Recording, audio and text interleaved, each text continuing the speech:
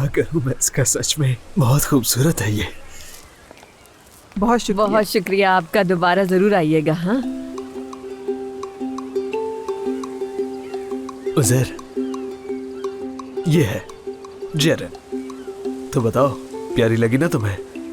हाँ जेरिन जी खूबसूरत है, बहुत प्यारी है। हाँ जेरिन।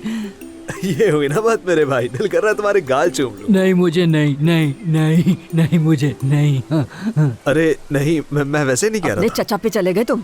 पहले सोचा करो फिर बोला करो। याद है तुम्हें कितनी दफा कहा होगा ये मैंने तुमसे? मेरे ख्याल से 100-150 मरतबा तो कहा होगा। फिर भी ये हाल है। मेरे कहने का कोई असर नहीं पड़ा। ऊपर से जबान चला रहे हो मुझसे। चलो उठो, ये मेज ठीक करो, चलो। अरे दादी, मुझे 5 मिनट तो बैठने दे, अपने दोस्तों के साथ टाइम स्पेंड करने दे। दोस्तों के सामने मुझसे पिटना चाहते हो? चलो उठो जल्दी से, अच्छा, जा रहा हूँ। चलो जाओ।